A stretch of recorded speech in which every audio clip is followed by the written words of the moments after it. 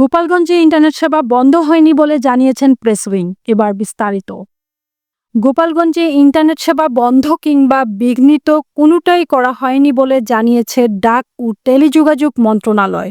আজ বৃহস্পতিবার সকালে প্রধান উপদেষ্টার প্রেস উইং থেকে এক বিবৃতিতে এ তথ্য জানানো হয়। বিবৃতিতে বলা হয়, কোনো পরিস্থিতিতেই ইন্টারনেট শাটডাউন না করার ব্যাপারে সরকারের অবস্থান সুস্পষ্ট। সরকার দেশের যে কোনো স্থানে মোবাইল এবং ব্রডব্যান্ড ইন্টারনেট সেবা নিরবিচ্ছিন্ন রাখতে বদ্ধপরিকর।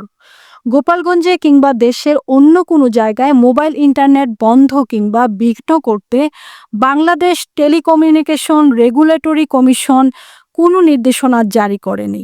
বর্তমান সরকারের নীতিগত সিদ্ধান্তের আলোকে তার প্রশ্ন ওঠাই অবান্তর। দূরভিসন্ধিমূলক উদ্দেশ্য নিয়ে স্বৈরাচার এবং তাদের দোসররা এ ধরনের উপতথ্য ছড়াচ্ছে বলে ধারণা করা হচ্ছে। দেশের সার্বিক পরিস্থিতি স্বাভাবিক রাখতে এবং জনজীবনের শৃঙ্খলা অব্যাহত রাখতে মিস ইনফরমেশন এবং ডিসইনফরমেশন ছড়ানোর আগে ব্যক্তি এবং প্রতিষ্ঠানগুলোকে সতর্ক থাকার পরামর্শ দেওয়া হচ্ছে।